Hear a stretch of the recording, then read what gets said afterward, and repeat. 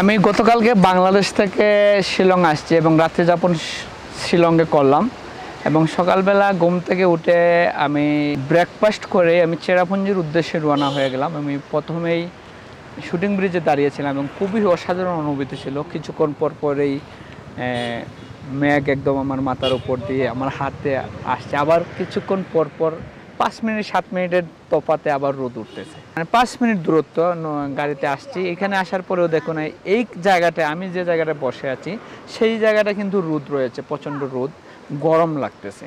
কিন্তু সেম আমি যদি আমার ডান পাশের পাহাড়ের দিকে তাকাই, এখানে দেখুন ওই পাশটা কিন্তু রোদ নেই, অর্থাৎ এখানে মেঘটা কত সুন্দর।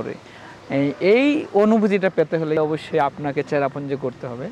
আর চেরাপুঞ্জি ঘুরতে হলে আসলেই কিন্তু মানে বেশি টাকা লাগে না। সে পাসপোর্ট থেকে টাকা ডাউকি হয়ে যে আপনি একটা ভিসা করে নেন, তাহলে সহজে মাত্র আপনি কক্সবাজার বলেন, সাজেক বলেন, সুন্দরবন বলেন, ওই জায়গাতে আপনি ঘুরে যত টাকা খরচ হবে আপনি শুধু এই চেরাপুঞ্জিতে সেম টাকা দিয়ে আপনি ঘুরে যেতে পারবেন।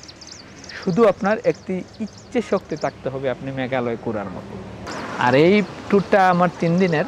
আমি গতকালকে আমার ডাউকি থেকে আমি ওই পাশটা ঘুরে ঘুরে ঘুরে ঘুরে রাত্রে 8টার দিকে আমি শিলংয়ে আসছি।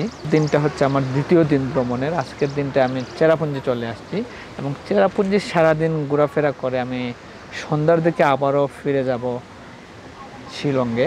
আমি এর আগে আসছিলাম, গত মাসে আসছিলাম, তখন আমি কি করছি, সারাদিন ঘোরাফেরা করে আমি কিন্তু চলে আসছিলাম চেরাপুঞ্জিতে। চেরাপুঞ্জিতে আসে আমি হোমস্টে করছি।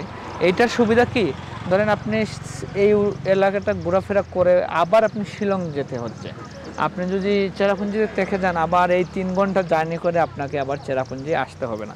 কারণ আমি এই শিলং থেকে আবার 2 থেকে 3 ঘন্টা গাড়িতে জার্নি করে আবার চেরাপুঞ্জি আসছি, আবার এই 3 ঘন্টা জার্নি করে আবার আমি শিলংয়ে চলে যাব।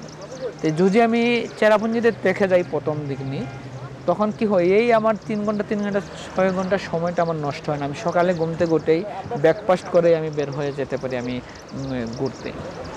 যেহেতু আমি এই শুটিং ব্রিজটা ঘুরলাম আজকে, এখন আমি চলে যাব ইকো পার্কে। তারপর এখানে 7 সিস্টার আছে, মাসময় কেভ আছে, ওইগুলো আমি ঘুরবো এবং আপনাদেরকে আমার অভিজ্ঞতাটা শেয়ার করব। আমি সবসময় চেষ্টা করবো আপনাদের জন্য এইভাবে ভ্রমণ গল্প নিয়ে আসার জন্য।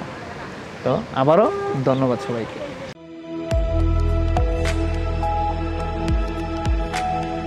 একটি পিপল টেক প্রযোজনা।